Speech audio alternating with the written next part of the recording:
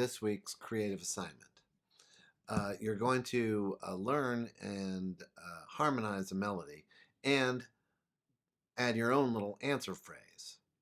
So here are the steps to do it. First thing is you're going to play and sing through this melody and get it in your ear. Okay, it's very simple. And I recommend just learning, getting the solfege in you. I also really recommend printing out a copy and jotting down on paper and working at the piano. But for now, you can also just do it entirely on note flight. But I do recommend having that time where you're touching the music on an instrument. In any event, so you've got mi, re, do, sol, fa, mi, re.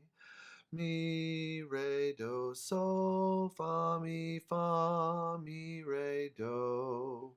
Then stuff that you create, and stuff that you create, and stuff that you create with the pause, and then do, mi, fa, sol, la, ti, do. So you're going to get that in your ear. And then, let's see. You're going to compose a measure, a phrase here. Here's mine.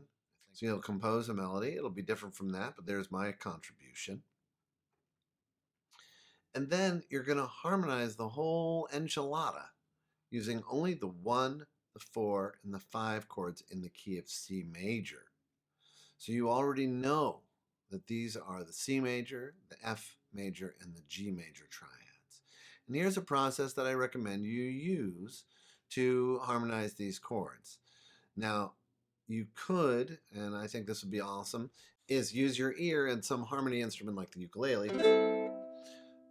Da, da, da, dee, da, da, dee, da, da, da. So there, all I did, by the way, was I just played a C chord for each measure. And that kind of works, right? The super simple thing, noting that E belongs to the C chord, G belongs to the C chord, G belongs to the C chord, and Re does not, so it invites a new chord. We're going to take things one level up, and without giving you all the answers, I will help you figure out this little bit. So, so for each note, you're going to think to yourself, does it belong to the C chord, the F chord, or the G chord? So here we've got mi in the key of C, which, let's see, does it belong to the C chord? Well, the C chord has a C, an E, and a G, so it does.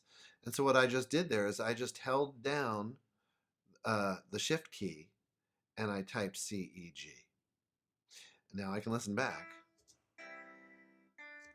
Now D, does that belong to the C chord? No. Does it belong to the F chord? F-A-C. No. Does it belong to the G chord? Yes. So what I just did, this process, here's a melody note. What chords does it belong to?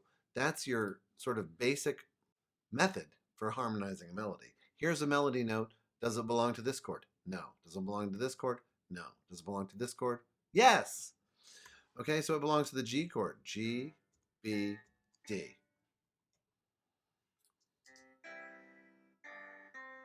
And now the C chord. Now, does the C chord belong to a C? Does the C note belong to a C chord? Yes. Does it belong to a G chord? No. Does it belong to an F chord? Yes. So I get to choose whether I'm going to have a C chord or an F chord there. And I recommend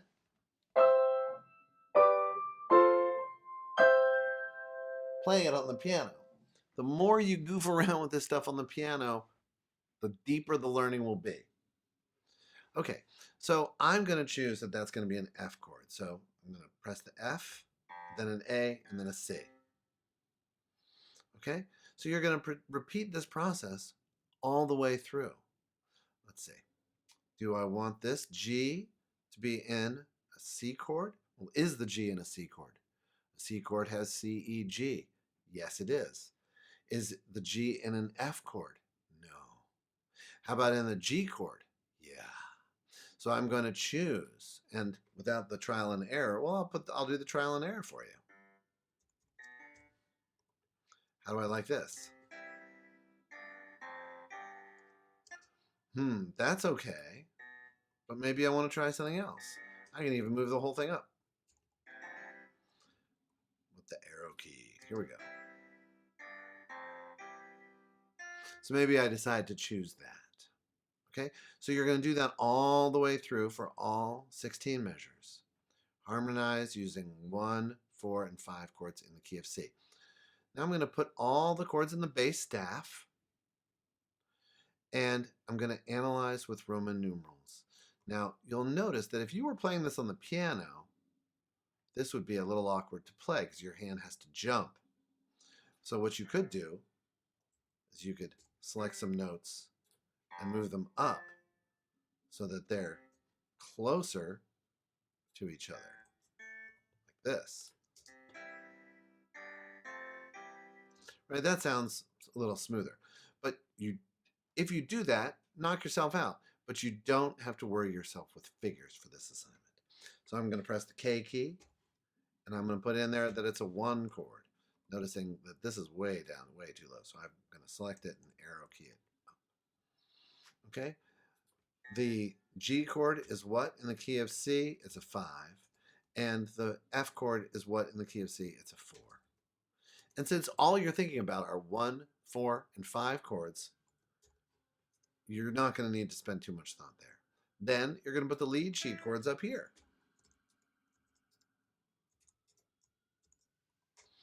Okay? And you're going to do the same thing for the melody that you compose here. Have fun.